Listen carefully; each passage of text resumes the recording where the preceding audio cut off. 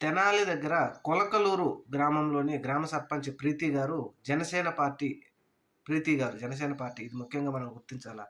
Party ప్రీతి గారు సర్పంచి ఆవిడ అక్కడ రూ. 2,00,00,000 గ్రామ పంచాయతీలో అవినీతి చేసిందని చెప్పేసి అక్కడ జనసేన పార్టీ కార్యకర్తలంటూ అందరూ గుంటూరు కలెక్టర్ గారికి ఫిర్యాదు చేయడం జరిగింది.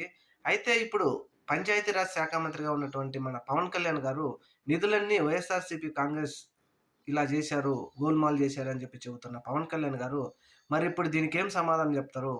3.5 ఏళ్లుగా ఆవిడ ఈ విధంగా చేసి చెక్ పవర్ రద్దు చేస్తే కూడా కలెక్టర్ దగ్గరికెళ్ళి మళ్ళా చెక్ పవర్ తెచ్చుకొని ఈ విధంగా చేసింది జనసేన పార్టీ కార్యకర్త. కార్యకర్త కాదు సర్పంచ్. మరి ఆవిడ 2, 3 కోట్లు అవినీతి జరిగిందని చెప్తుంటే ఆ సర్పంచ్‌ని మీరు ఇప్పటికీ సస్పెండ్ చేయలేదు. మరిప్పుడు పవన్ కళ్యాణ్ గారు ఎవరు అవినీతి చేశారా లేదా అనేది ఆయన దీని మీద స్పందించాలి. నిజంగా ఆయనకు చిత్తశుద్ధి ఉంటే దీని మీద మాట్లాడాలి.